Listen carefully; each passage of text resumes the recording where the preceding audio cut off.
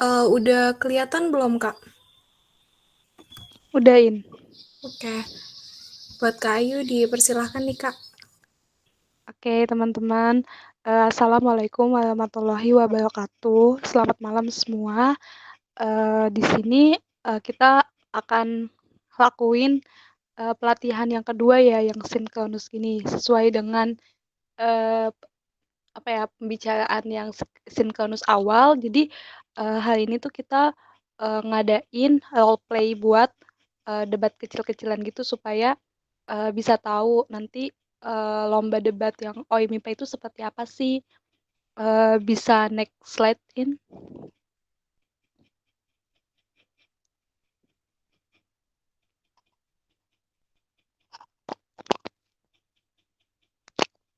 Halo, kedengeran nggak? Oh ya udah. Jadi aku ngambil peraturan ini dari peraturan debat OIMIPA tahun 2020 karena peraturan yang kemarin baru dikasih sama Kak Jose ya. Jadi nanti belum aku uh, baca lagi sih yang peraturan untuk tahun ini. Tapi nanti mungkin setelah hari Rabu atau hari Kamis mungkin nanti aku bikinin kayak kesimpulan bikinin ringkasan gitu untuk peraturan OIM tahun ini. Kalau untuk pelatihan malam ini kita pakainya yang peraturan di OIMIPA tahun 2020. Aku nggak tahu sih peraturannya bakal sama atau beda, tapi kita pakai yang peraturan 2020 dulu ya. Jadi yang pertama, karena kita kan mau ngelakuin role play debat, jadi kita menggunakan sistem ASEAN Parliamentary. Karena ini kan udah dibagi jadi dua kelompok ya. Jadi kelompok yang satu ada Sinantia, Alga, sama Yama ya. Jadi kelompok duanya itu ada aku, kalau anak biologi 19, tapi malam ini tadi kata Iin dia izin gak datang sama Friska ya. Jadi Friska masuk kelompok aku sama Karel, tapi nanti kita role play-nya jadi berdua aja karena Karelnya gak bisa datang. eh ada dua tim, ada tim pemerintah atau sering disebut dengan tim pro sama tim oposisi atau tim kontra yang emang masing-masing satu timnya itu terdiri dari tiga pembicara, pembicara satu, pembicara kedua, sama pembicara ketiga. Jadi di role play kali ini mungkin bisa jadi acuan juga buat teman-teman nanti di lomba debat uh, OIM yang benerannya supaya tahu kayak sebenarnya tuh kita tuh cocoknya di pembicara apa sih, pembicara satu k, pembicara dua k, atau pembicara tiga. Jadi eh, supaya bisa memantangkan strategi lah untuk bisa eh, apa ya eh, tahu gitu loh kita tuh cocoknya di pembicara mana. Terus yang peraturan kedua, jadi penyampaian argumennya itu karena ini pakai sistem ASEAN Parliamentary, jadi penyampaian argumennya itu didahului tim pemerintah dan juga diakhiri dengan reply speech dari tim pemerintah. Jadi eh, tim pemerintah mengajukan argumen terlebih dahulu, nanti di bagian penutup yang reply speech-nya jadi kayak bagian penutup gitu, tim oposisi dulu yang menyampaikannya, baru tim pemerintah. Yang ketiga, speech yang disampaikan oleh masing-masing pembicara itu diberikan waktu 7 menit 20 detik.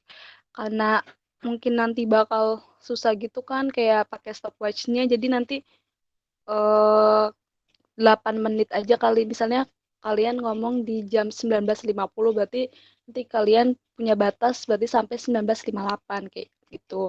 Tapi kalau misalnya di peraturan OIM tahun lalu itu waktunya 7 menit 20 detik.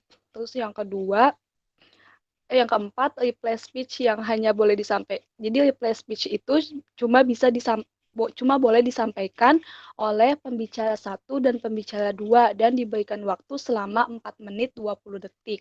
Jadi pembicara ketiga setelah penutup itu nggak boleh menyampaikan reply speech. Yang kelima, karena ini materinya juga udah aku kasih dari minggu sebelumnya, dan untuk menghemat waktu supaya nggak kemalaman, nanti kita nggak akan ada case building. Tapi biasanya untuk uh, di lomba OIM debat itu di babak satu preliminary itu biasanya dikasih case building sebanyak 15 menit. Jadi nanti kalian sebelum ngadain debat nanti kalian bisa case building dulu sama timnya. Jadi gimana teman-teman, udah siap belum untuk role play kali ini?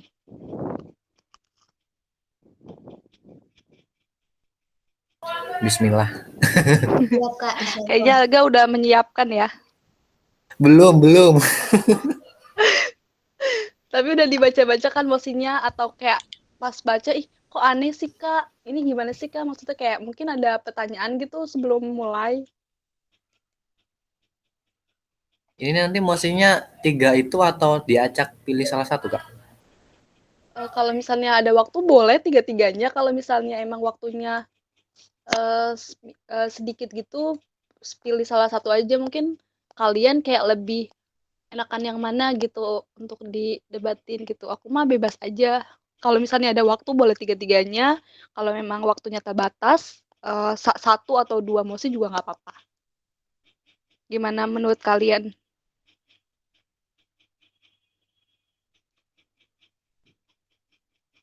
Terserah sih Kak, tapi ini kelompok satunya lagi cuma Friska sama Safila atau gimana Kak? Kelompok satunya aku sama Friska. Jadi aku Oh, juga kalian ikut juga kontingen ya. gitu. Kalau Kak Oke. Safila dari PNK kan ya, ya kan Safila Iya, ya? iya Kak Safila dari IPN Kakak. Oke. Oh, jadi kakak cuma berdua sama Friska? Iya, soalnya kalau tadi nggak dateng, Oh, nggak bisa oke dateng ya, oke.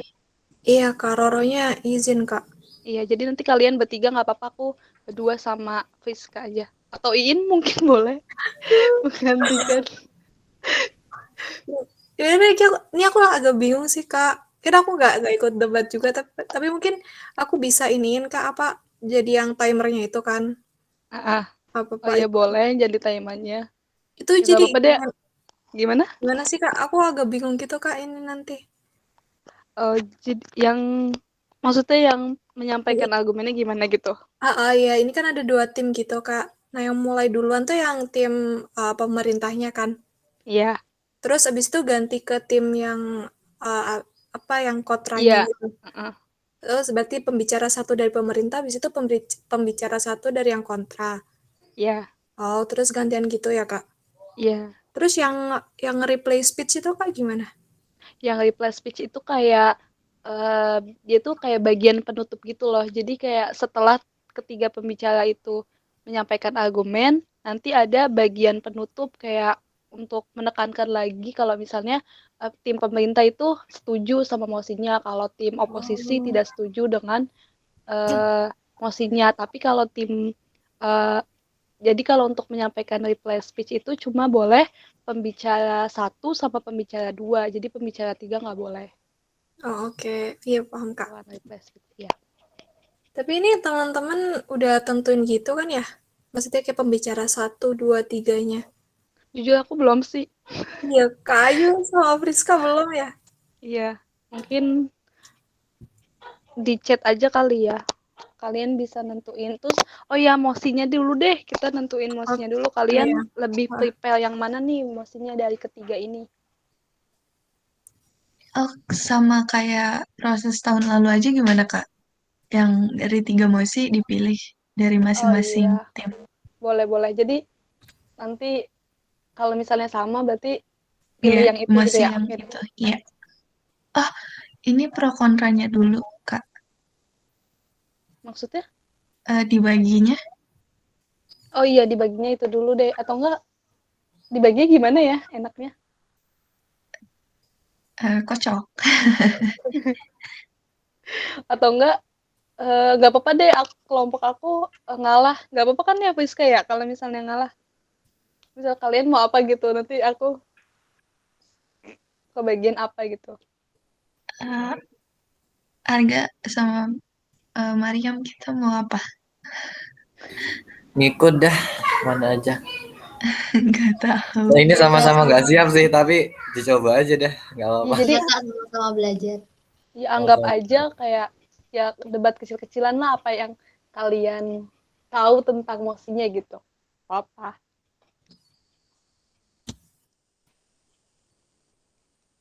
Ayo kalian mau tim pro atau tim kontra.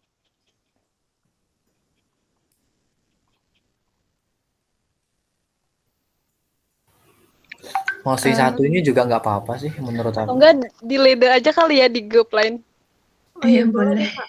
Boleh, boleh, Boleh boleh. ya? Aku ledain ya. Oke Kak.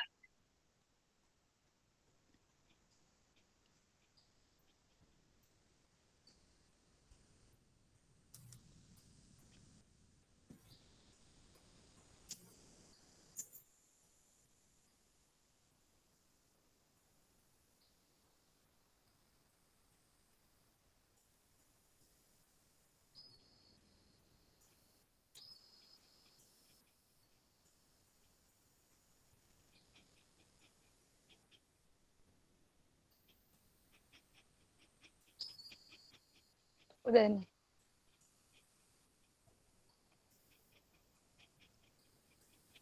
Aku tim kontra. Kelompoknya Cinan, tim To. Emosinya juga mau digituin aja atau gimana? Atau yang mau sesuai sama OIM?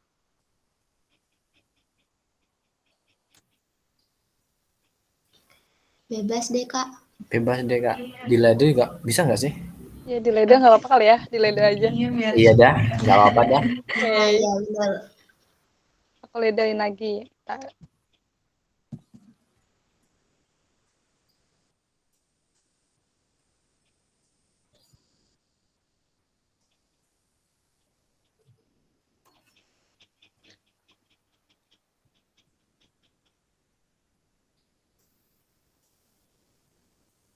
Kalau leda emosi gimana ya? Jadi bingung. Ditulis 1, 2, 3 gitu aja atau Kak? iya terus orangnya satu aja gitu Kak. Oh iya bisa sih satu aja.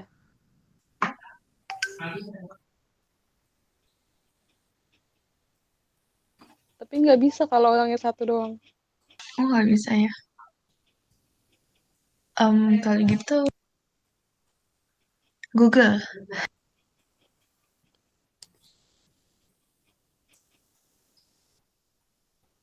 Iya, yang bisa ngerandom gitu apa ya biasanya? Ada nggak sih? Spin nggak sih? Coba. Oh iya, spin tuh bisa tuh 1, 2, 3 gitu. Mm, Nih aku coba ya Kak. Oke. Satu. Jadi masih satu. Oke, kita Hmm. kalian tim kontra. Aku tim kontra, kalian tim To. Iya. Oke.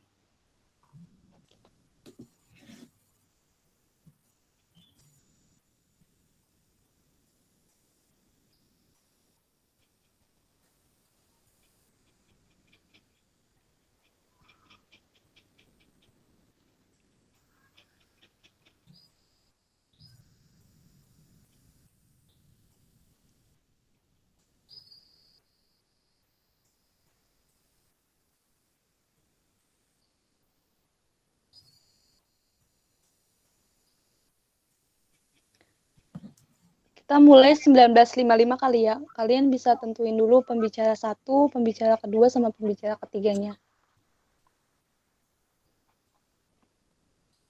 Jadi kalau udah 19.55 langsung aja tim To nyampein argumennya.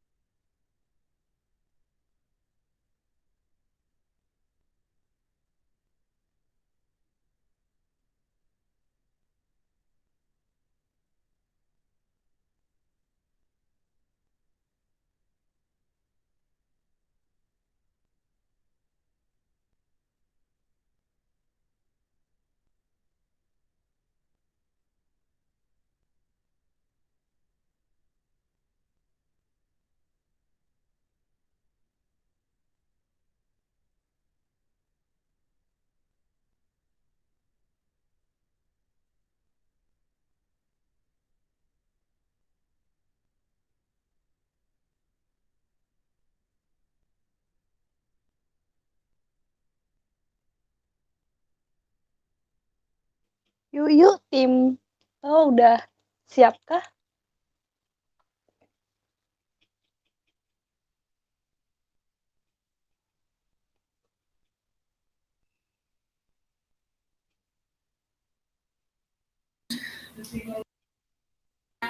Oke. Oh iya, ini kalau di pembicara pertama itu kita harus kayak kenalin gitu nggak Kak? Atau gimana biasanya?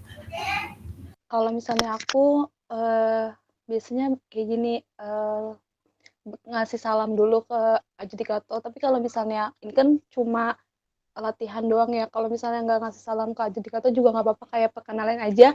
Saya pembicara satu dari tim pemerintah kayak gitu. Di sini ingin menyampaikan argumen kami gini-gini bahwa kami uh, menyetujui mosi yang menyatakan bahwa bla bla bla bla bla bla bla gitu. Oke.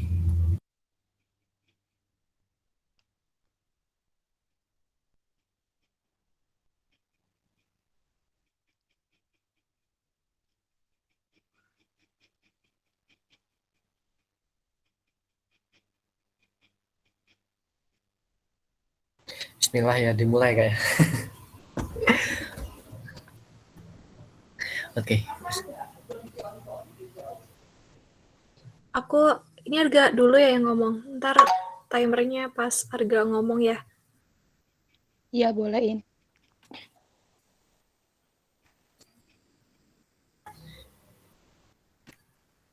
Gimana Kak? Mohon maaf, putus-putus. Oh enggak Kak, nanti pas lu ngomong langsung gua timerin.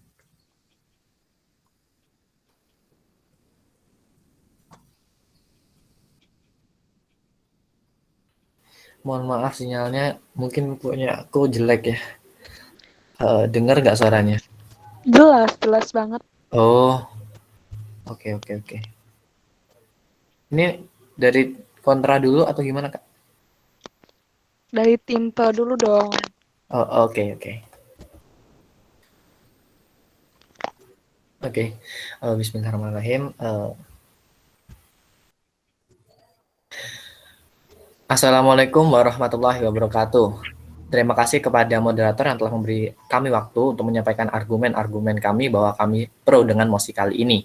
Sebelum itu, di sini saya akan memperkenalkan diri saya beserta teman-teman saya dalam mosi debat kali ini. Di sini saya sebagai pembicara pertama yang akan memaparkan argumen-argumen untuk mendukung mosi kali ini. Lalu pembicara kedua ada Cinantia sebagai pemberi data serta pendukung mosi kali ini, dan juga ada pembicara ketiga kami yaitu Yama sebagai perekonstruksi dari mosi ini serta pemberi kesimpulan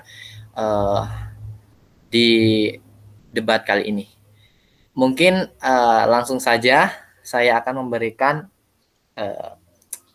argumen saya. Oke, sebelumnya terima kasih kepada moderator yang telah memberi waktu saya serta Dewan Juri yang terhormat. Izinkan saya untuk menyampaikan argumen kami. Di sini kami sangat setuju dengan diadakannya seleksi penerimaan mahasiswa dengan hanya didasarkan pada indeks integritas sekolah dan indeks kejujuran siswa, khususnya di negara-negara dengan tingkat korupsi tinggi. Sebelum kita menjelajah lebih jauh, menyelami tentang mosi kali ini, alangkah baiknya kita harus mengerti tentang apa indeks integritas sekolah itu sendiri. Kalau kita lihat, pengertian dari indeks integritas sekolah itu merupakan suatu penilaian yang diberikan oleh badan pemerintahan terkait pendidikan yang digunakan sebagai acuan seleksi untuk mahasiswa nantinya. Sebenarnya indeks integritas ini digunakan untuk mempermudah adanya penyetaraan antara sekolah satu dengan sekolah lainnya. Melihat terkadang untuk penilaian antara sekolah satu dan sekolah lainnya memiliki perbedaan yang cukup besar. Oleh karena itu dibutuhkan suatu indeks integritas pada suatu sekolah tertentu, di mana indeks integritas ini sangat berpengaruh nantinya pada proses penerimaan mahasiswa baru, karena erat kaitannya mengenai negara-negara dengan tingkat korupsi tinggi bahwa sebenarnya cikal bakal dari dari sifat korupsi itu dimulai dari indeks atau proses yang terjadi selama siswa menempuh di sekolah menengah atas atau bisa dikatakan menuju ke jenjang mahasiswa. Dengan indeks integritas sekolah dan juga indeks kejujuran siswa dirasa sudah sangat cukup dibandingkan dengan memberikan dengan memberikan suatu penilaian lain seperti mungkin penilaian di luar indeks integritas sekolah dan juga indeks kejujuran siswa, menurut kami dari tim Pro itu masih kurang efisien untuk digunakan sebagai penilaian untuk penerimaan mahasiswa setelah jenjang SMA atau menuju ke mahasiswa kayak gitu. Karena dengan adanya tingkat korupsi tinggi, khususnya di negara-negara dengan korupsi tinggi, hal tersebut dapat mengakibatkan apabila tidak adanya penilaian secara sudah ditentukan dengan adanya penggunaan indeks integritas sekolah dan indeks kejujuran siswa, maka dirasa masih kurang efisien jika menggunakan indeks lainnya untuk penentuan penerimaan mahasiswa baru di suatu universitas. Mungkin itu saja argumen dari tim Pro. Terima kasih.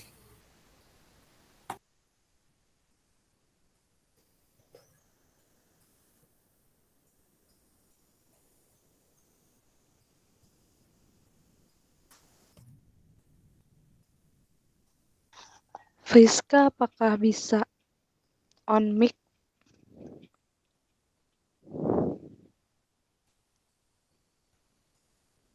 Sepertinya Friska ada kendala ya?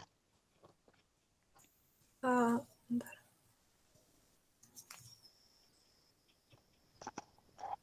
Enggak terdengar.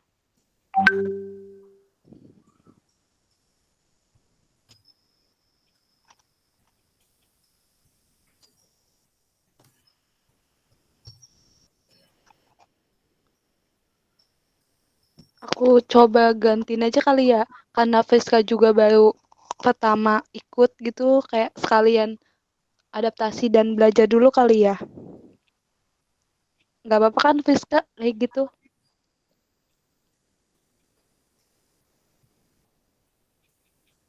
Oke deh.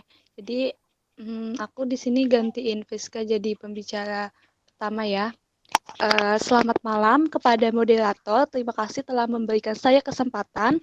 Perkenalkan, saya dari pembicara satu dari tim kontra. Di sini saya akan menyampaikan argumen saya tentang mosi yang dibahas pada malam ini, yaitu kami percaya bahwa kemiskinan, tentang mosi di negara-negara dengan tingkat korupsi tinggi, seleksi penerimaan mahasiswa hanya didasarkan pada indeks integritas sekolah dan indeks kejujuran siswa. Saya tidak setuju dengan mosi yang dipaparkan dikarenakan kebijakan dalam penerimaan mahasiswa yang hanya didasarkan pada indeks integritas sekolah dan indeks kejujuran siswa seperti peraturan yang sangat problematis. Kenapa peraturan yang sangat problematis? Hal tersebut dikarenakan bertolak belakang dengan tujuan pendidikan nasional, yaitu untuk mencerdaskan kehidupan bangsa. Mencerdaskan kehidupan bangsa, apa artinya itu? Merujuk kepada tujuan dari pendidikan nasional yang ada di Undang-Undang Dasar 1945 yang menyatakan bahwa pendidikan di Indonesia bertujuan untuk mencerdaskan kehidupan bangsa, yang artinya tidak hanya berkaitan tentang indeks integritas dan indeks kejujuran saja, tetapi juga memerlukan indeks-indeks lainnya. Oleh karena itu, penerimaan mahasiswa yang hanya didasarkan pada indeks integritas sekolah dan indeks kejujuran siswa hanya bersifat sangat problematis. Dan juga jika penerimaan mahasiswa hanya berdasarkan indeks integritas sekolah dan indeks kejujuran siswa, maka hasil belajar siswa yang mereka lakukan selama menjadi siswa hanyalah menjadi sia-sia. Mereka susah payah untuk bisa mendapatkan nilai yang baik, mereka bersusah payah untuk bisa memahami pelajaran dengan baik di sekolah, akan terasa sia-sia. Hal tersebut dikarenakan pada proses penerimaan mahasiswa yang hanya dilihat adalah indeks integritas sekolah dan juga hanya indeks kejujuran siswa. Tentunya dalam penilaian integritas sekolah dan juga indeks kejujuran siswa tidak ada parameter yang tetap. Artinya tidak ada uh, parameter yang sesuai untuk penilaian setiap sekolah. Apakah sekolah tersebut memiliki indeks integritas sekolah yang tinggi ataukah sekolah tersebut memiliki indeks integritas sekolah yang rendah. Tidak ada peraturan yang menyatakan bahwa terdapat parameter untuk penentuan penilaian indeks integritas sekolah. Begitu juga pula untuk indeks kejujuran siswa. Tidak ada parameter yang tetap untuk menilai apakah suatu siswa itu memiliki indeks kejujuran yang tinggi ataukah siswa tersebut memiliki indeks kejujuran yang sangat rendah. Tidak hanya sia-sia dalam proses belajar dan menuntut ilmu yang dilakukan oleh siswa yang hanya menjadi suatu kegiatan yang terus berulang-ulang dan tidak digunakan untuk proses penerimaan mahasiswa, bahkan kebijakan dalam penerimaan mahasiswa yang hanya didasarkan pada indeks integritas sekolah dan indeks kejujuran siswa hanya menimbulkan ambiguitas bahwa selama mereka menjadi jujur tanpa perlu belajar, maka akan mudah untuk masuk perguruan tinggi karena nilai dan prestasi yang selama ini mereka raih tidak berguna untuk menuju tingkat pendidikan selanjutnya. Hal tersebut justru bertolak belakang. Sekali lagi saya katakan bahwa hal tersebut bertolak belakang dengan tujuan pendidikan nasional yang menyatakan bahwa pendidikan berfungsi untuk mencerdaskan kehidupan bangsa. Oleh karena itu, seharusnya dalam proses penerimaan mahasiswa tidak hanya menggunakan indeks integritas sekolah dan indeks kejujuran siswa, tetapi menggunakan indeks-indeks yang lainnya untuk bisa menggunakan apakah siswa tersebut itu pantas dan layak untuk menjadi seorang mahasiswa. Karena ketika kita berada di ruang lingkup sosial, kita sudah terjun di dunia pekerjaan, kita terjun di dunia sosial, kita tidak hanya mementingkan suatu indeks integritas dan kejujuran saja, tetapi juga diperlukan suatu kemampuan, keahlian, ilmu, dan banyak hal lainnya yang dapat dijadikan indeks untuk peningkatan kesejahteraan lainnya. Oleh karena itu, saya sekali lagi menolak mosi yang menyatakan bahwa kebijakan dalam penerimaan mahasiswa yang hanya didasarkan pada indeks integritas sekolah dan indeks kejujuran hanya menimbulkan problematika di masyarakat. Terima kasih. Sekian argumen yang telah saya sampaikan.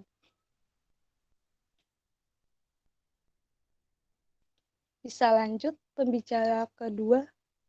Oke, Iin aku mulai ya.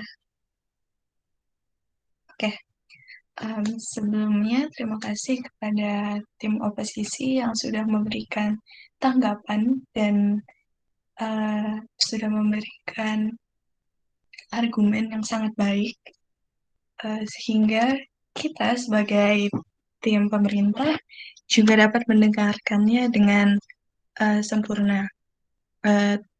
Perkenalkan sebelumnya nama saya Cinantia, pembicara kedua dari tim pemerintah. Dari argumen yang telah disebutkan oleh pembicara pertama, tim oposisi ada beberapa poin yang menurut saya kurang tepat. Yang pertama, tim oposisi berbicara bahwa dengan adanya indeks integritas sekolah dan indeks integritas siswa sama saja kerja keras yang dilakukan oleh siswa tidak dianggap baik atau tidak diterima baik. Itu yang saya dapatkan. Tapi sebelumnya harus diketahui indeks integritas sekolah dan indeks integritas siswa itu diukur dari nilai UN siswa dan juga dari proktor atau bisa dibilang wasit, proktor waktu ujian yang menjaga ujian, dan itu biasanya seperti yang kita ketahui dari sekolah lain. Jadi kalau misalnya ada kecurangan, seperti yang disebutkan oleh proktor pada lembar tanggung jawab beliau, maka indeks integritas sekolah tersebut akan turun jika nilai UN siswanya tinggi. Sama saja, sekolah tersebut mengizinkan siswanya untuk mencontek, dalam kata simpelnya, dalam kata singkatnya seperti itu. Tapi harus diketahui, kenapa indeks integritas sekolah dan indeks integritas siswa itu berhubungan dengan keahlian yang dimiliki oleh siswa, karena yang pertama, seorang siswa yang ahli, seorang siswa yang tahu ilmu yang mereka pelajari, yang paham dengan ilmu yang mereka pelajari, tentu saja tidak akan mencontek. Kalau misalnya mereka meyakini bahwa dia sudah, oh saya paham kok, oh udah ngerti kok, kan saya sudah belajar selama ini, buat apa saya menyontek saat ujian. Jadi dengan tim oposisi bilang, kalau misalnya dengan hanya adanya indeks integritas sekolah dan indeks integritas siswa dalam penerimaan mahasiswa, itu sama saja pemerintah tidak mengakui dan tidak mengapresiasi siswa yang sudah belajar, maka Anda salah. Karena seorang siswa yang sudah belajar tentu saja tidak akan mencontek saat ujian. Dan yang kedua, di MOS ini yang dipermasalahkan adalah negara dengan tingkat korupsi tinggi akan menggunakan hal ini. Tim oposisi seharusnya menyangkal bahwa dengan adanya indeks integritas sekolah dan indeks integritas siswa, negara-negara tersebut malah minim adanya korupsi, bukannya malah mengatakan bahwa indeks tersebut, indeks integritas sekolah dan indeks integritas siswa itu salah untuk dilakukan. Karena menurut saya, dengan Anda menyampaikan opini tersebut, Anda sama saja mendukung kami sebagai tim oposisi yang meyakini bahwa negara-negara yang memiliki tingkat korupsi tinggi itu hanya menggunakan indeks integritas sekolah dan indeks integritas siswa sebagai jalur masuk dalam perguruan tinggi. Oke, lanjut dari setelah selesai membahas argumen dari tim oposisi, saya akan lanjutkan dengan materi yang menurut saya akan mendukung mosi dan mendukung kami sebagai tim oposisi sebagai pihak yang benar. Perlu dilihat, indeks integritas sekolah dan indeks integritas siswa itu juga berpengaruh kepada tingkat akreditasi sekolah.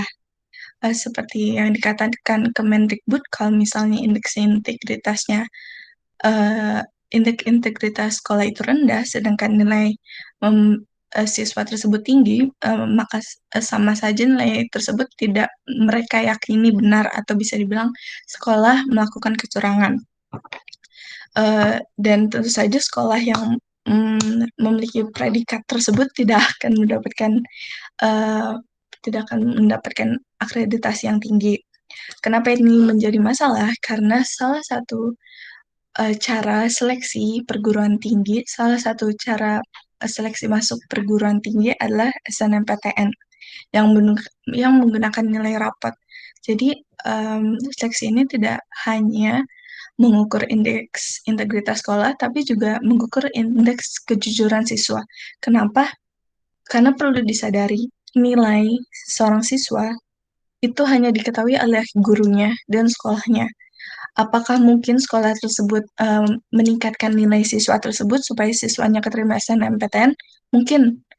Apakah sekolah tersebut meningkatkan nilai siswa tersebut supaya sekolahnya mendapatkan predikat yang tinggi, supaya sekolah ini bagus, siswanya 90% keterima SNMPTN?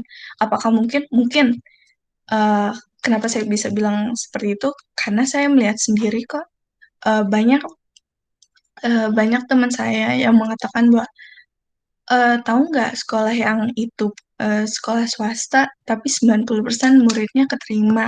Dan temen gue sih bilang nilainya dinaikin sama gurunya. apakah itu kejadian nyata di dunia ini nyata. Ada orang yang membuktikan bahwa bahkan orang yang terima SNMPTN sendiri itu pun bilang, enggak kok nilai gue dinaikin sama guru gue, nggak tahu kenapa. Artinya apa? Artinya sekolah sendiri sudah berbohong untuk mendapatkan akreditasi yang lebih baik, untuk bisa menerima lebih banyak siswa. Yang mereka lakukan adalah berbohong bahwa oh, siswa-siswa yang kami didik kompeten, siswa-siswa yang kami didik itu punya nilai-nilai tinggi kok, bisa bersaing dengan sekolah-sekolah lain. Kenyataannya apa? Tidak. Terus kalau misalnya ditanya, tim oposisi tanya, terus apa hubungannya dengan korupsi? Dengan hal-hal sekecil ini, itu juga korupsi loh. Di saat orang-orang lain yang memiliki kompetensi yang lebih baik, itu kalah sama orang-orang yang dibantu oleh sekolahnya, dibantu oleh gurunya untuk terima SNMPTN, itu korupsi loh. Korupsi tidak hanya duit orang-orang masyarakat yang diterima, tapi hal seperti ini juga dimaksud dengan korupsi. Sekian dari saya sebagai pembicara kedua dari tim pemerintah. Terima kasih.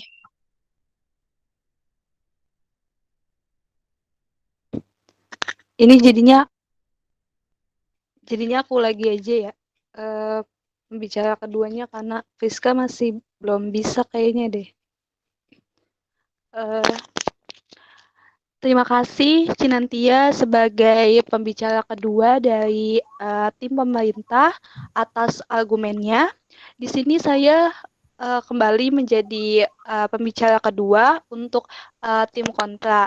Dari penjelasan argumen yang telah disampaikan oleh Cinantia sebagai pembicara kedua dari tim pemerintah, ada beberapa hal yang saya ingin memberikan tanggapan mengenai argumen yang telah diberikannya. Pertama adalah pada argumen yang telah disampaikan oleh Sinantia sebelumnya menyatakan bahwa jika sekolah dengan nilai tinggi dan memiliki integritas sekolah yang rendah, maka sekolah tersebut memiliki akreditasi yang rendah. Apakah ada suatu parameter yang sangat valid untuk menyatakan bahwa jika sekolah memiliki nilai yang tinggi dengan nilai integritas yang rendah, apakah penguji itu dapat mengetahui dari mana dapat menyatakan bahwa suatu sekolah itu memiliki integritas yang rendah yang akan berpengaruh kepada akreditasi dari sekolah tersebut.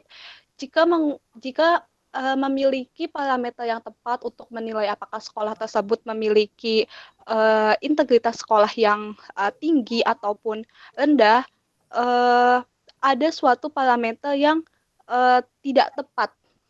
Jika ada suatu parameter yang tidak tetap yang digunakan untuk mengukur indeks integritas suatu sekolah, maka hal tersebut akan menjadi problematika di masyarakat. Hal tersebut dikarenakan akan terjadi proses kecurangan dalam pemberian indeks integritas sekolah, terutama sekolah-sekolah yang memiliki siswa-siswa dengan nilai yang tinggi itu dapat memunculkan suatu masalah baru, akan terjadinya kecurangan dalam proses pemberian indeks integritas sekolah. Yang kedua adalah argumen yang telah disampaikan oleh Sinantia mengatakan bahwa banyak terjadi permasalahan pada proses pemberian nilai oleh guru kepada siswanya. Hal tersebut itu justru memberikan pertanyaan kepada saya. Jelas di MOSI menyatakan bahwa proses penerimaan hanya didasarkan pada indeks integritas sekolah dan indeks kejujuran siswa. Perlu digarisbawahi indeks kejujuran siswa. Oleh karena Sinantia menyatakan bahwa yang terjadi itu adalah kecurangan yang dilakukan oleh sang guru. Oleh karena itu seharusnya tidak hanya berdasarkan indeks kejujuran siswa saja, tetapi juga melainkan harus diperlukan adanya dasar bagi indeks kejujuran para guru ataupun tenaga pendidik di sekolah-sekolah yang ada di negara-negara dengan tingkat korupsi yang tinggi. Dan perlu disadari juga tingkat korupsi tinggi di suatu negara tidak hanya didasarkan atas faktor penerimaan mahasiswa yang hanya didasarkan pada indeks integritas sekolah dan indeks kejujuran siswa, tetapi juga tingkat korupsi yang tinggi disebabkan karena adanya kesempatan yang diberikan oleh oknum-oknum yang tidak bertanggung jawab. Apakah oknum-oknum yang tidak bertanggung jawab tersebut dahulunya memiliki integritas yang baik, namun setelah menjadi seorang pegawai pemerintah, indeks kejujuran dan indeks integritasnya akan menurun? Tentu saja itu akan menjadi sebuah pertanyaan yang menyebabkan bahwa seseorang itu memiliki nilai indeks integritas dan indeks kejujuran yang silih berganti setiap masanya. Jadi indeks integritas dan indeks kejujuran yang dimiliki oleh seseorang itu tidak bisa menjadi parameter apakah siswa tersebut itu pantas untuk bisa menjadi seorang mahasiswa atau tidak. Dan juga saya menyatakan bahwa saya tadi telah menyampaikan argumen dan tanggapan saya mengenai yang dinyatakan oleh pembicara kedua oleh tim pro yang menyatakan bahwa terjadinya kecurangan oleh guru. Nah, terjadinya kecurangan yang dilakukan oleh guru kepada nilai para siswanya itu akan menciptakan ketidakpercayaan orang tua terhadap lembaga pendidikan di Indonesia. Jika terjadi hal-hal seperti itu, dapat menyebabkan lembaga pendidikan di Indonesia itu justru semakin keterbelakang. Tidak adanya peningkatan yang sangat signifikan untuk perkembangan pendidikan di Indonesia. Oleh karena itu, jika hal tersebut itu terus terjadi, maka Indonesia itu tidak akan berkembang dalam segi apapun, karena pendidikannya saja sudah sangat rendah. Oleh karena itu, seharusnya regulasi yang menyatakan bahwa penerimaan mahasiswa yang hanya didasarkan pada indeks integritas sekolah dan indeks kejujuran siswa harus dievaluasi lebih lanjut.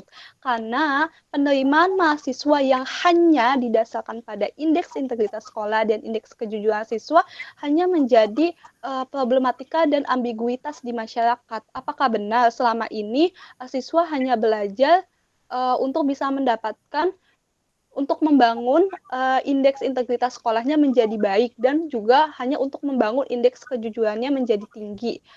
Tentu saja tidak. Untuk bisa menjadi seorang mahasiswa, seorang siswa seharusnya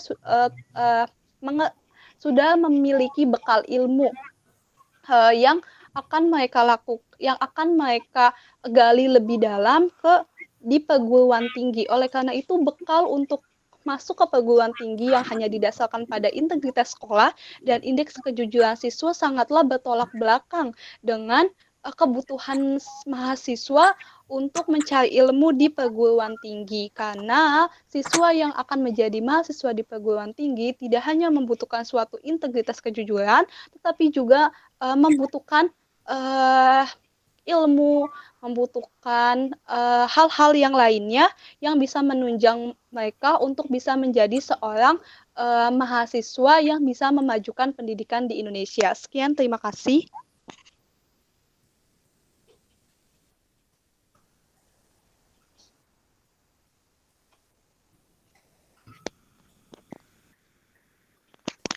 Mungkin bisa lanjut pembicara ketiga, tim pemerintah. Selamat malam. Baik, terima kasih moderator dan Dewan Juri. Saya Esti Mariama sebagai pembicara ketiga dari tim pemerintah akan merekonstruksi kembali jalannya perdebatan kita pada malam hari ini, sekaligus menyampaikan konklusi dan juga solusi. Nah, yang pertama, ada beberapa sanggahan yang tim lawan lontarkan kepada kami. Yang pertama, pendidikan Indonesia mencerdaskan kehidupan bangsa, di mana menurut dari tim lawan, dalam hal mencerdaskan kehidupan bangsa tidak hanya dibutuhkan indeks integritas sekolah dan indeks kejujuran mahasiswa, sehingga dibutuhkan indeks-indeks yang lain. Hal ini karena dapat menyebabkan hasil belajar siswa akan sia-sia karena hanya mengandalkan dua indeks tersebut. Namun, perlu kita ketahui bahwa indeks integritas sekolah itu merupakan total pencapaian siswa selama proses pembelajaran. Jadi, menurut saya, indeks integritas sekolah tersebut sudah mewakili semua pembelajaran siswa, sehingga tidak ada hasil belajar yang sia-sia. Selanjutnya, yang kedua adalah adanya ambiguitas terhadap kegiatan akademis, di mana indeks kejujuran siswa tersebut, siswa akan hanya mengandalkan kejujuran sehingga tidak diperlukan kegiatan akademis. Hal seperti ini menurut pembicara 1 dan pembicara 2 tidak benar, karena dalam pelaksanaan kedua indeks tersebut tidak hanya mengandalkan indeks kejujuran saja, tapi juga indeks integritas sekolah. Selanjutnya, menurut tim lawan, keberadaan kedua indeks tersebut tidak ada parameter. Namun, perlu kami jelaskan bahwa mungkin ada kesalahpahaman terhadap mosi ini, karena menurut yang kami pahami, dalam mosi dikatakan di negara-negara dengan tingkat korupsi tinggi, seleksi penerimaan mahasiswa hanya didasarkan pada indeks integritas sekolah dan indeks kejujuran siswa. Maksud Cinan yang tadi, tingkat korupsi tinggi adalah seharusnya tim lawan mengatakan bahwa negara dengan korupsi yang minim, bentar. Gak Menurut apa-apa. soalnya mosinya bingungin tadi, Kak. Karena menurut yang disampaikan Cinan, harusnya kalau indeks integritas sekolah itu tinggi dan tingkat kejujuran mahasiswa, bisa jadi kan di dalamnya ada kecurangan. Sedangkan menurut tim lawan, tidak hanya dibutuhkan indeks tersebut, kan ada bisa indeks kejujuran guru. Gak tahu, Kak, gak tahu.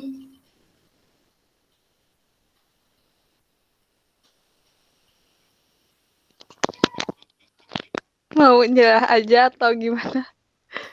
Gak Atau paham, mau Kak, sama dibantu? mosinya. Nggak paham sama mosinya.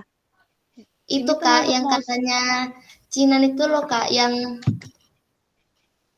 negara yang minim korupsi, yang itu kalau tadi gitu bingung. mau aku sambung dulu nggak ya, Mah? Ntar jadi Iya, kami yang boleh. rilis aja kesimpulannya gitu. Iya, boleh. Boleh. Emang agak itu sih. Gimana gini maksudnya? Oke, Iin boleh balik ke masinya bentar nggak?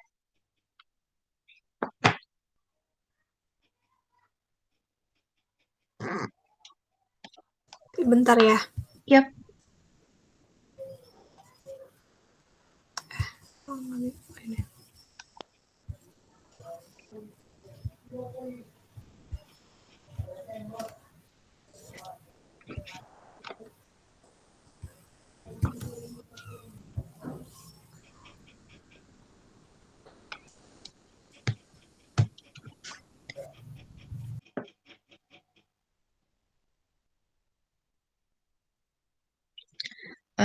Jadi menurut aku nih, kalau misalnya salah boleh dikoreksi Kayu. Maksudnya kan di negara-negara dengan tingkat korupsi tinggi, seleksi penerimaan mahasiswa hanya didasarkan pada indeks integritas sekolah dan indeks kejujuran siswa. Nah, dari argumen yang udah eh, saya sampaikan, sudah jelas saya bilang kalau misalnya apakah mungkin indeks integritas sekolah dan indeks kejujuran siswa itu dijadikan sebagai salah satu celah untuk korupsi, mungkin eh, korupsi mungkin karena kalau misalnya dibilang tingkat korupsi yang tinggi, di sini kita bukan hanya bilang korupsi di tingkat-tingkat pemerintah seperti seseorang yang memiliki jabatan itu korupsi uang atau korupsi em, kebutuhan seperti mobil, rumah dan lain-lain. Bukan hanya itu, tapi juga korupsi yang lain. Salah satunya korupsi waktu. Em, eh, apakah tim oposisi setuju kalau misalnya saya bilang Contohnya, dosen yang ada jadwal mengajar di jam-jam tertentu, tapi malah tidak mengajar tanpa alasan yang jelas, itu korupsi. Apakah tim oposisi setuju? Nggak setuju menurut aku. Karena kalau misalnya ada dosen yang nggak mengajar di jamnya itu berarti dia menyelewengkan kewajiban. Nah, Bukan termasuk ke dalam korupsi sih. salah satu menyelewengkan kewajiban menurut tim oposisi bukannya korupsi. Jadi, kalau misalnya kayak gitu, menurut tim oposisi korupsi itu hanya dalam konteks uang. Nggak konteks uang jabatan, uang, kayak gitu. Oke, dalam konteks jabatan, dalam artian kalau misalnya seseorang yang memiliki kompetensi yang kurang, tapi menerima jabatan tersebut, apakah termasuk korupsi?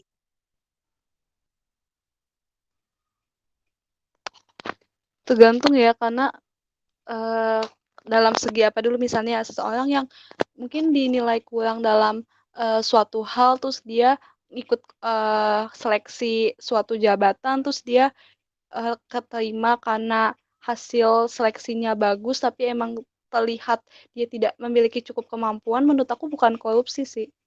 Kalau Oke, misalnya korupsi itu kayak misalnya kayak membeli apa ya, jual beli jabatan gitu loh, kayak kalau misalnya misalnya saya mau ketua MPR nih, saya harus membayar misalnya sekitar misalnya 150 juta. Nah, itu termasuk ke dalam korupsi, jual oke, beli jabatan. oke. Kalau begitu sama aja menurut tim oposisi, korupsi itu hanya dalam ruang lingkup uang, benar kan? Iya, Oke, secara tidak eh, langsung itu. oke. Menurut tim oposisi, eh, eh, korupsi itu hanya dalam konteks uang. Kalau begitu, menurut saya hal tersebut salah. Karena kalau misalnya dilihat dari selebaran poster yang ada di sekolah atau bahkan saya yang kemarin baru vaksin nasi di salah satu RSUD di Jakarta Selatan, jelas ada terpampang pamflet yang sekitar tingginya 160 cm dikali 50 cm, ditulis korupsi dimulai dari Anda. Dan contohnya salah satunya adalah satu, telat masuk saat ada jam praktek. Yang kedua, menerima suapan uang. Dan ketiga, seterusnya. Kalau misalnya artinya, dan itu bukan pertama kali saya melihat korupsi dimulai dari Anda. Korupsi dimulai dari hal-hal yang kecil. Salah satunya seperti eh, telat masuk kelas. Salah satunya seperti mencotek satu lengan. Itu bukan pertama kali saya lihat hal-hal yang seperti itu. Karena kalau misalnya boleh jujur, di sekolah saya juga ditulis kok, mencontek adalah cikal bakal korupsi. Kalau misalnya sampai di sekolah ditulis seperti itu, yang seharusnya tempat untuk menerima ilmu, bukankah artinya secara keilmuan, korupsi itu bukan hanya lagi dalam konteks uang, bukan hanya lagi dalam konteks yang menguntungkan secara moneter, tapi juga dalam konteks-konteks lain. Yang paling umumnya ya telat. Atau kalau misalnya kita bahas dalam mosi ini, seleksi penerimaan mahasiswa hanya didasarkan pada indeks integritas sekolah dan indeks kejujuran siswa ini salah, karena kalau misalnya saya bilang sendiri, SNMPTN itu dipengaruhi oleh, seperti yang saya bilang di argumen sebelumnya, SNMPTN dipengaruhi oleh akreditasi sekolah. Kalau misalnya sekolahnya dapat A, dapat kuota yang lebih banyak daripada sekolah yang B, dan seterusnya. Kalau misalnya kayak gitu, artinya hanya didasarkan di garis bawahi, hanya didasarkan pada integritas sekolahnya mana, akreditasi sekolah, indeks kejujuran siswanya mana. Sayangnya di Indonesia indeks kejujuran siswa hanya didasari oleh nilai, cuma nilai doang. Saat diterima SNMPTN nggak dilihat tuh apakah apa itu namanya? Apakah Kalau misalnya di sekolah saya waktu SMA itu, apakah kelakuan itu dinilai A, B, C, D. SNMPTN apakah melihat hal tersebut? Tidak. A, B, C, D, E-nya tidak dilihat. Eh, Derajat pengukuran kelakuan siswa tersebut tiap semester tidak dilihat. Yang dilihat hanya apa? Hanya nilai. Jadi indeks kejujuran siswa di Indonesia dinilai dari apa? Hanya nilai. Kalau misalnya gitu, apakah seperti saya bilang, apakah mungkin nilai seorang siswa bisa dinaikkan oleh gurunya? Mungkin. Apakah nilai siswa bisa diturunkan oleh gurunya? Mungkin. Karena yang ngasih nilai guru. Seperti yang Kak Ayu sendiri bilang, seharusnya ada indeks guru dan indeks segala macamnya dong. Ya, indeks guru ada, Kak. Tiap guru itu tiap tahun, bukan tiap tahunnya, setiap beberapa tahun itu dinilai kok akreditasi. Mereka apa? Eh, oh, oke. Oh, oh iya, Iin sebentar lagi. Eh, Iya, terusin Tambahin aja lagi kali ya. ya. Iya. Iya, aduh, kelamaan. Up, sampai mana tadi?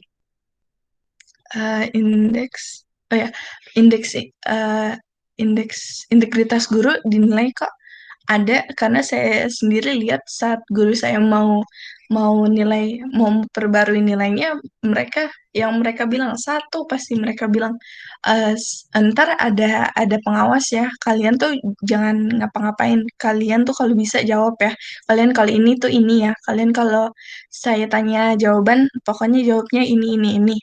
Oke, apakah itu termasuk korupsi? Menurut saya iya.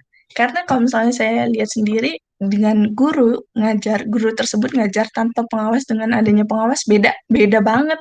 Cara yang mereka menyampaikan materinya beda. Yang biasanya dia cuma duduk di meja depan kelas sambil buka PowerPoint, cuma ngebaca PowerPoint. Sedangkan saat ada pengawas, jelasin dengan panjang lebar dan segala macam sampai adanya tanya jawab antara siswa dengan guru. Apakah itu termasuk korupsi? Menurut saya korupsi. Kayak kenapa kita kenapa kita sebagai diminta harus di saat guru tersebut ada pengawas harus diminta dengan situasi yang baik. Karena jujur kalau misalnya guru tersebut bilang, guru-guru yang pernah saya ketemu selalu bilang kayak, oh kalau misalnya kalian jawab, ntar tenang aja kok dapat nilai plus dari ibu. Nilai plus itu berpengaruh kemana? Berpengaruh ke nilai. Nilai berpengaruh kemana? Ke kemampuan siswa tersebut keterima kuota SNMPTN atau enggak. Itu kan yang jadi permasalahan dalam MOSI ini. Di negara-negara dengan tingkat korupsi tinggi, seleksi penerimaan mahasiswanya didasarkan pada integritas sekolah dan indeks kejujuran siswa. Apakah itu benar? Benar. Kenapa? Karena kalau misalnya dilihat, walaupun penerimaan mahasiswa penerimaan mahasiswa di perguruan tinggi bukan hanya dari SNMPTN, tapi masih banyak kursi yang diterima oleh siswa-siswa yang dapat SNMPTN. Apakah dengan ini saya bilang semua siswa yang terima SNMPTN itu bohong? Enggak, bukan. Enggak semuanya bohong. Ada banyak orang yang bekerja keras, susah payah supaya nilainya bagus. Tapi juga ada siswa yang mendapatkan perlakuan khusus dari gurunya cuma karena gurunya pengen sekolahnya dapat nama yang lebih bagus supaya siswa-siswa yang pinter lebih banyak milih. Ini salah satu alasan kenapa adanya sekolah favorit. Karena yang kita dengar, masuk sekolah itu aja yang siswanya keterima SNMPTN banyak loh. Padahal kita nggak tahu apakah itu pure, apakah itu murni dari kemampuan siswanya sendiri, ataupun ada bantuan dari indeks kejujuran siswa dan indeks integritas sekolah. Dan indeks integritas sekolah. Dan ini seperti yang kayak tim oposisi bilang, indeks integritas sekolah dan indeks kejujuran siswa itu problematika. Ya, kami sebagai tim pemerintah setuju loh. Ya jelas problematika dengan hal-hal dimulai dari kecil, yang awalnya cuma dipikir, udah naikin aja nilainya biar keterima, tanpa mereka sadari kayak bahwa banyak orang yang kerja susah payah nggak keterima SNMPTN karena orang-orang seperti mereka yang lebih memilih, oh udah naikin aja biar sekolah kita namanya bagus. ya itu jelas problematika dan kami sebagai tim oposisi setuju negara dengan tingkat korupsi tinggi ya salah satunya karena karena penerimaan mahasiswanya didasarkan pada indeks integritas sekolah dan indeks kejujuran siswa seperti yang dikatakan oleh tim oposisi ya problematika dan kami setuju dengan mosi seperti ini karena kenyataannya seperti itu korupsi tidak hanya dalam masalah uang tapi juga dalam masalah hal-hal yang kecil kepotong ya Ian.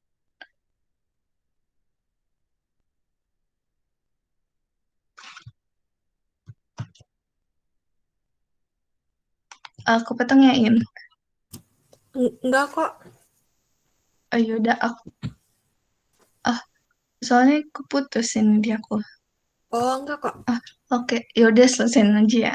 Oke, jadi karena itu kami sebagai tim pemerintah setuju dengan mosi kali ini yang menyatakan bahwa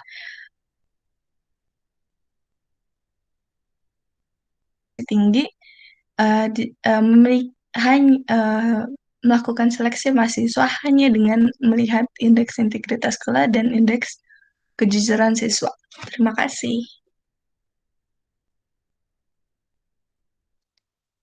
Ini jadi dilanjut aja ya berarti pembicara ketiga aku. Jadi Kak, mau di timer apa? lagi atau enggak? Boleh? Tetap ya. 7 menit 20 detik. Oke, Kak. Bentar ya, Kak. Ya.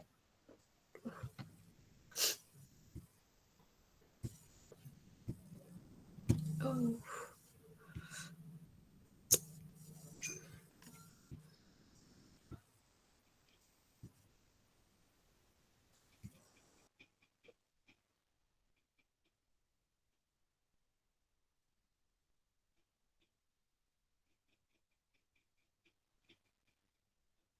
Udah, Kak, bisa mulai aja.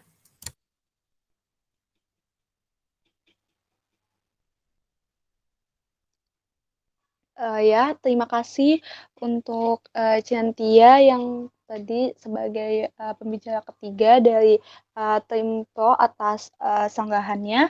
Di sini saya juga akan memberikan kesimpulan atas argumen yang telah saya sampaikan sebagai pembicara pertama dan juga sebagai pembicara kedua. Sekali lagi saya menyatakan bahwa saya tidak setuju dengan mosi yang mengatakan bahwa di negara-negara dengan tingkat korupsi tinggi, seleksi penerimaan mahasiswa hanya didasarkan pada indeks integritas sekolah dan indeks kejujuran siswa. Dan saya juga akan memberikan sanggahan sedikit tentang apa yang telah disampaikan oleh Sedantia sebagai pembicara ketiga dari tim Pro, yang menyatakan bahwa setiap perilaku yang menyimpang yang terjadi di sekolah yang dilakukan oleh siswa dan guru itu dianggap sebagai korupsi. Saya kurang setuju dengan apa yang Sinantia sebagai pembicara kedua sampaikan, dikarenakan korupsi memang tidak hanya berkutik dengan uang ataupun sesuatu yang berkaitan tentang harta, tapi juga berkaitan tentang waktu, nilai, jabatan, dan lain sebagainya. Namun perlu diingat bahwa Mosi menyatakan bahwa di negara-negara dengan tingkat korupsi tinggi, pengukuran tingkat korupsi tinggi di suatu negara tentunya tidak dilihat dari korupsi yang terjadi di sekolah, korupsi yang terjadi di tempat-tempat yang tidak memiliki pengukuran tingkat korupsi. Hal tersebut dikarenakan tingkat korupsi tinggi di suatu negara itu diukur dari tingkat korupsi yang terjadi di pemerintahan ataupun lembaga-lembaga swasta yang tinggi. Tetapi saya menyatakan bahwa penyimpangan-penyimpangan yang terjadi di sekolah itu merupakan suatu cikal bakal terjadinya korupsi, tapi bukan termasuk ke dalam tindak pidana korupsi, tapi menjadi cikal bakal korupsi dikarenakan tindakan-tindakan tersebut itu menyimpang dari berdasarkan norma-norma yang berlaku di masyarakat, tapi tidak menyimpang dalam segi norma hukum, tapi kemungkinan menyimpang dalam segi norma kesusilaan dan juga norma kesopanan.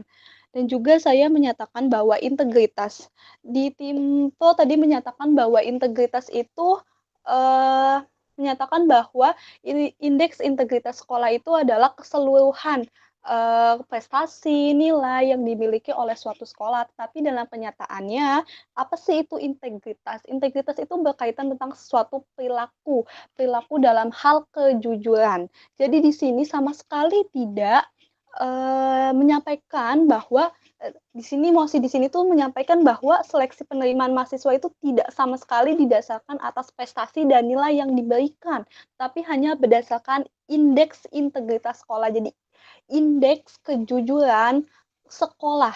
Jadi sekolahnya itu jujur atau tidak, dan juga indeks kejujuran dari siswanya. Yang kita tahu bahwa indeks integritas sekolah dan indeks kejujuran siswa itu tidak memiliki parameter yang tetap untuk mengukur apakah suatu sekolah itu memang memiliki integritas yang tinggi atau memiliki integritas yang rendah. Begitu juga tentang indeks kejujuran siswa. Tidak ada suatu parameter yang tetap untuk menyatakan bahwa siswa tersebut memiliki integritas kejujuran yang tinggi. Jika kita mengukur tentang indeks kejujuran siswa antara siswa A dengan siswa B, lalu untuk mengukurnya kita bertanya kepada siswa B, bagaimana perilaku siswa A? Tentu saja siswa B dapat memanipulasi hasil dari nilai indeks kejujuran dari siswa A, yang dimana hal tersebut itu menimbulkan sekali lagi problematika dan juga ambiguitas di masyarakat. Hal tersebut menimbulkan ketidakpercayaan lagi orang tua dan juga masyarakat untuk terhadap pendidikan di Indonesia. Dan justru itu akan merendahkan pendidikan di Indonesia itu sendiri. Dan juga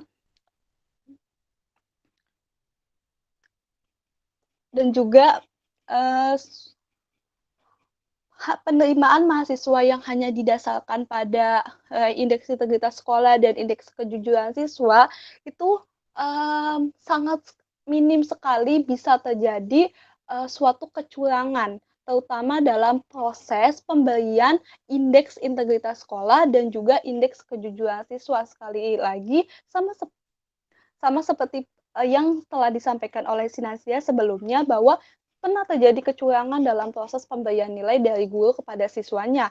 Dan begitu juga dalam pemberian indeks kejujuran siswa bisa saja terjadi hal tersebut. Oleh karena itu, dalam hal ini seharusnya untuk mencegah terjadinya tingkat korupsi tinggi di suatu negara, itu tidak hanya berdasarkan dari pengaturan atau regulasi dalam hal penerimaan mahasiswa yang hanya didasarkan pada indeks integritas sekolah dan juga indeks kejujuran siswa, tetapi lebih baik dalam prosesnya diperlukan suatu regulasi yang menetapkan suatu sekolah itu memberikan pelajaran yang berkaitan tentang perilaku, tentang pendidikan kewarganegaraan, pelajaran yang mengedepankan suatu kejujuran tanpa mengalihkan nilai yang harus didapatkan oleh siswa untuk bisa menjadi mahasiswa dan mendaftar di suatu perguruan tinggi tertentu. Tersebut dikarenakan jika penerimaan mahasiswa itu hanya didasarkan pada indeks integritas sekolah dan indeks kejujuran siswa, maka mahasiswa yang masuk dalam perguruan tinggi itu hanyalah siswa-siswa yang memiliki integritas kejujuran siswa saja, tanpa ada parameter yang cukup baik untuk menyatakan bahwa siswa tersebut itu siap untuk menerima ilmunya. Hal tersebut dikarenakan jika kita menjadi mahasiswa untuk bisa mendaftar ke perguruan tinggi, kita tuh harus memiliki bekal ilmu, bukan? Kita harus tahu apa sih yang akan kita pelajari, dan kita harus mempelajari dasar-dasar sebelumnya. Jika kita tidak mempelajari dasar-dasarnya dengan baik, bagaimana bisa kita menjadi mahasiswa yang baik di perguruan tinggi tersebut? Oleh karena itu, seharusnya dalam proses penerimaan mahasiswa tidak hanya didasarkan pada indeks integritas sekolah dan indeks kejujuran siswa, tetapi juga melainkan menggunakan indeks-indeks yang lainnya. Harus ada ujian, harus tahu nilai dari siswa untuk menjadi siswa itu tuh layak atau tidak. Jika hanya berdasarkan indeks sekolah dan indeks kejujuran siswa, maka akan menimbulkan suatu problematika sekali lagi dan ambiguitas di masyarakat. Sekian dari saya, terima kasih.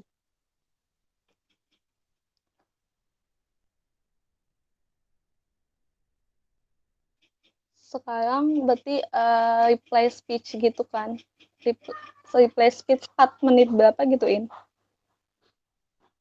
jadinya 4 menit 4 menit 20 detik. Karena aku tim kontra berarti aku duluan ya yang replay speech-nya. Oke, aku mulai ya. Iya, Kak. Oke. Selamat malam semua.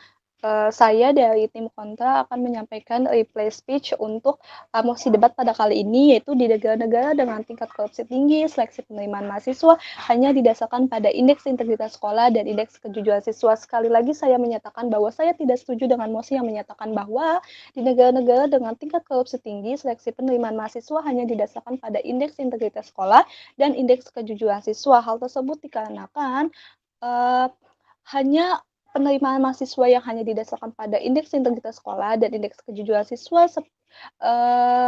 seperti itu akan menimbulkan suatu regulasi yang hanya bersifat problematika di masyarakat. Hal tersebut dikarenakan jika penerimaan mahasiswa yang hanya didasarkan atas hal tersebut itu memberikan suatu anggapan bahwa jika siswa yang memiliki kejujuran tinggi tetapi memiliki nilai yang buruk di sekolahnya, tidak mengikuti pelajaran dengan rajin dan tidak mempedulikan pelajaran di sekolah, itu dapat masuk perguruan tinggi dengan bebas hanya karena memiliki indeks kejujuran yang sangat baik. Hal tersebut tentu saja sangat berpengaruh terhadap pemikiran-pemikiran siswa yang lainnya untuk tidak mempedulikan pelajaran di sekolah. Sekali lagi saya menyatakan bahwa saya tidak setuju dengan mosi tersebut dan saya lebih memberikan solusi untuk proses penerimaan mahasiswa seharusnya itu tidak hanya didasarkan atas indeks integritas sekolah dan indeks kejujuran siswanya saja, tetapi melainkan menggunakan indeks-indeks yang lainnya, menggunakan parameter-parameter yang lainnya. Harus ada ujian, harus ada tes berbagai macam bentuk supaya memberikan suatu pemahaman kepada siswa-siswa yang ingin menjadi mahasiswa di suatu perguruan tinggi bahwa menjadi mahasiswa bukanlah hal yang sangat mudah.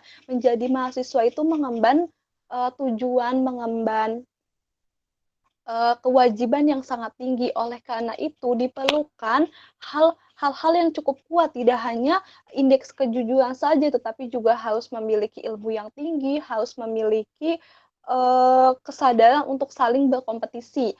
Jika hanya menggunakan indeks integritas sekolah yang sudah ditetapkan sebelumnya, yang sudah ditetapkan oleh suatu tim penilai, tanpa tahu parameter yang jelas, apakah ada parameter kuantitatif sama kualitatifnya atau tidak, dalam pengukuran indeks kejujuran siswa juga apakah ada parameter yang tetap dalam proses pengukurannya, itu akan menimbulkan suatu kecurigaan bahwa bisa saja terjadi manipulasi dalam proses pemberian nilai indeks integritas sekolah dan juga dalam proses pemberian indeks kejujuran dari siswa tersebut. Maka dari itu diperlukan indeks-indeks yang lainnya dalam proses penerimaan siswa menjadi mahasiswa seperti yang dilakukan sekarang ini, yaitu dengan melakukan suatu ujian. Dalam melakukan suatu ujian juga tidak hanya memperlihatkan ilmu dong.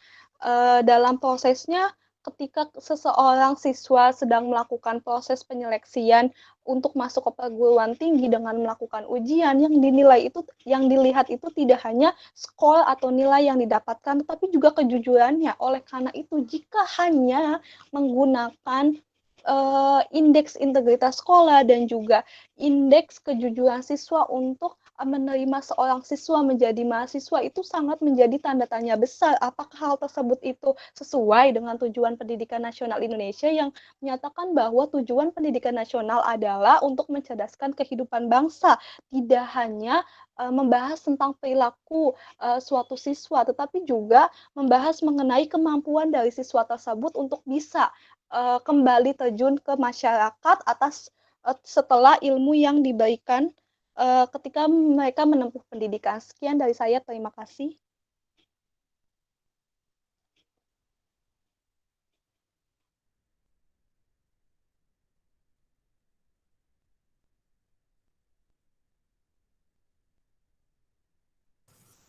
Ini berarti dari timnya yang pro ya kak? Berarti. Terus pro atau kontra pro ya kak? Iya, yang pembicara satu atau pembicara keduanya boleh.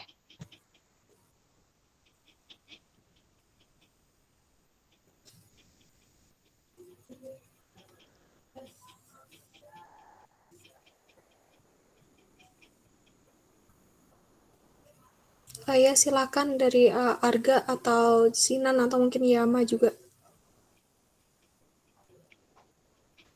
Kalau aku jujur masih ini kurang terlalu menguasai mosi tentang ini sih. Mungkin dari Cinan atau Yama.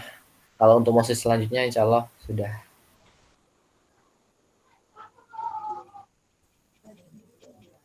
Akhirnya gue aja yang bentuk gak.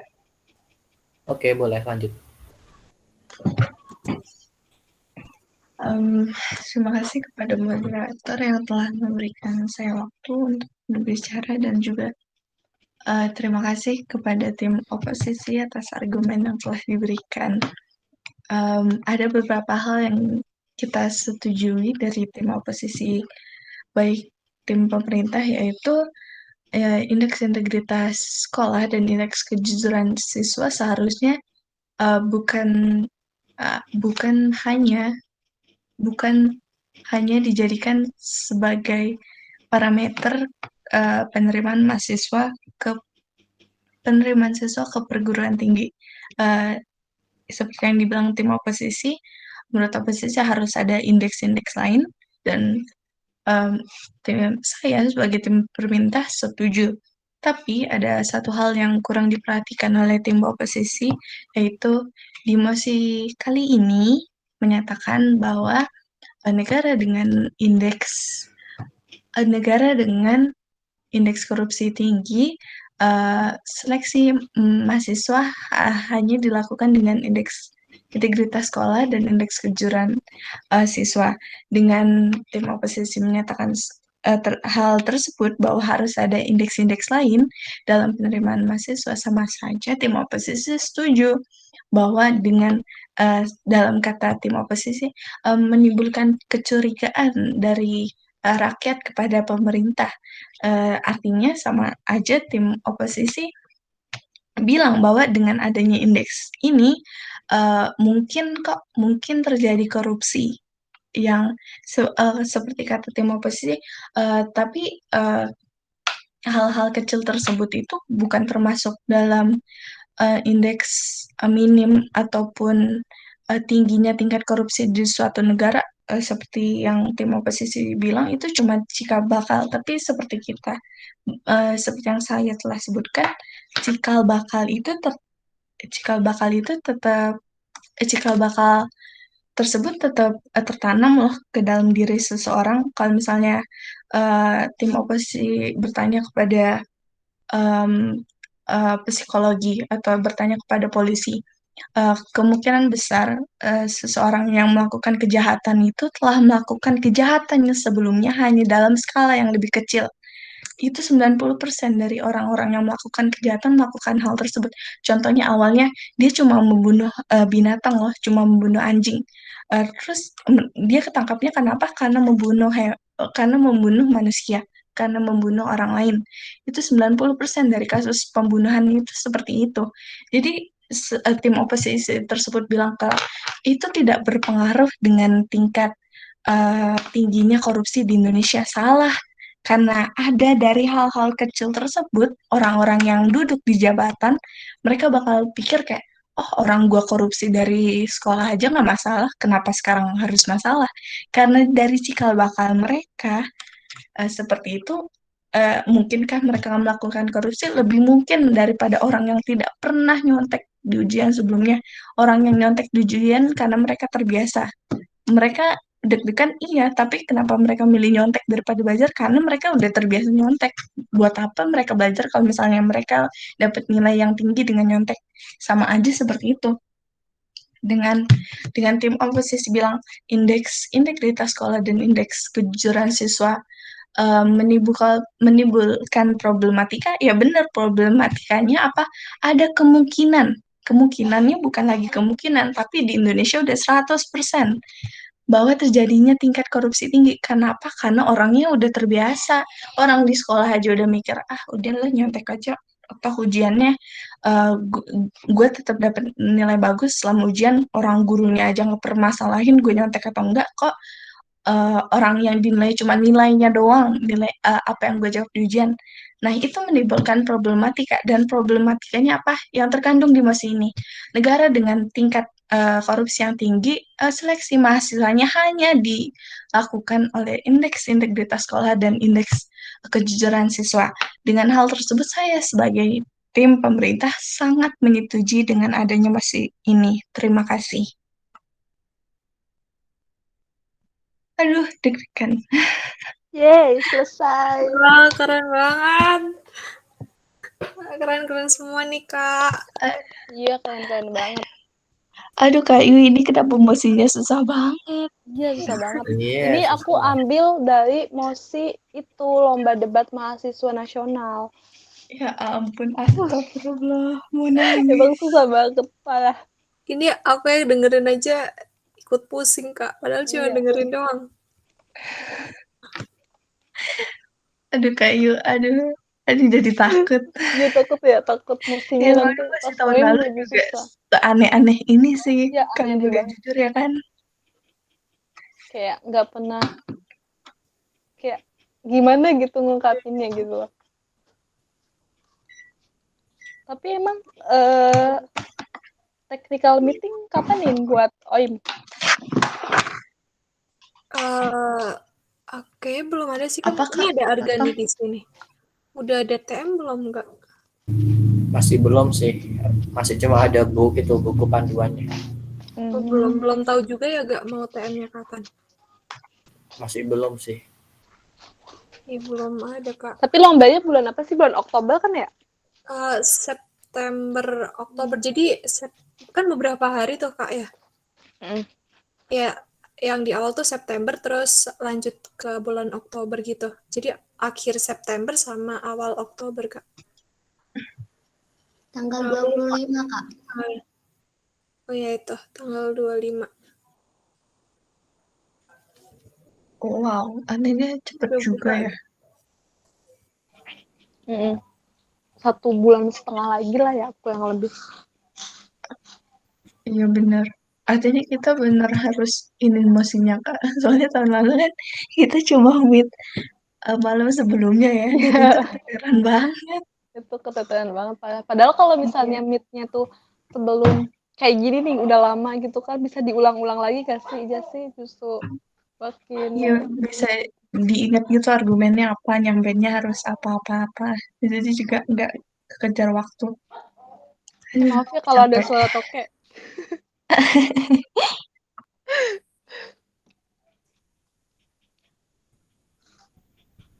Ini mending mau dilanjut satu lagi atau nanti minggu depan mungkin, atau kayak gimana, atau kalian capek Kak?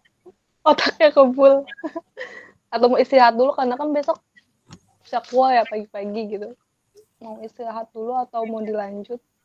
Apa bebas?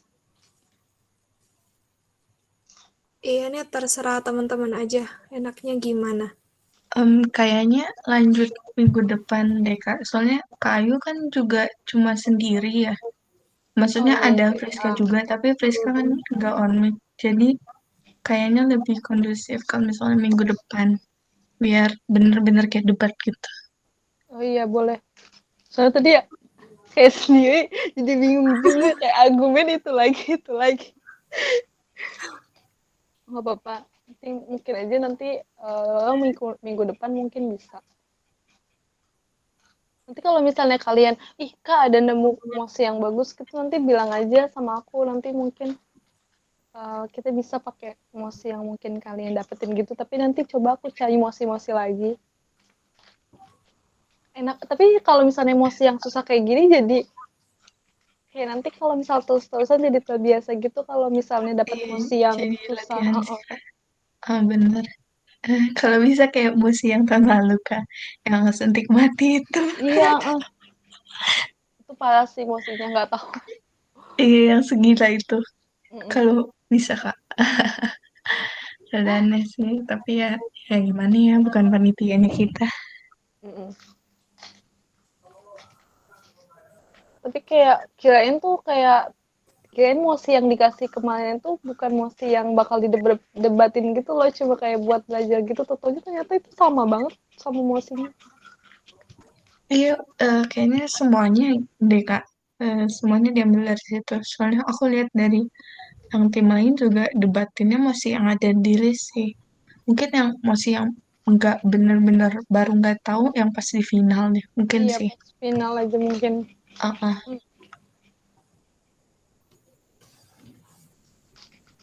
Oh ya, nanti Friska yang mungkin materi yang yang sinkronus kemarin belum dikirimin, nanti aku kirimin aja ya lewat PC sama mungkin PPT ini juga karena mungkin belum dapat gitu. Terus nanti mungkin minggu depan aku kasih PPT yang isinya rangkuman yang di booklet baru dari OIMI, pasti aku belum baca juga. Mungkin nanti aku bikinin PPT aja biar gampang bacanya. Atau ada pertanyaan gitu dari kalian? Kayak ada, ya Kak, aku masih bingung.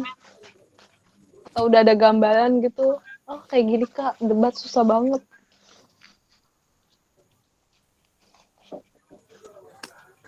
Kayak teman-teman ini deh Kak, udah mulai kayak tertantang gitu Kak. Iya. Apa ya, kalau misalnya debat kayak gini tuh kalau misalnya udah tahu masinya kayak nyusun argumen sih, kayak banyak nyusun argumen kayak gitu-gitu. Jadi pas udah mau lagi debat itu udah tahu apa yang mau diomongin gitu. Itu penting sih. Dari apa yang udah aku alamin gitu. Atau mungkin ada pertanyaan lagi teman-teman? Atau udah pada capek gitu ya? Udah pusing malam-malam Iya mikir. Kak. Atau mungkin bisa ditutup aja kali ya, In? Oke. Oke, kalau udah semua berarti kita lanjut lagi minggu depan ya Kak, insya Allah ya? Iya, insya Allah minggu depan. Kira-kira kalian lebih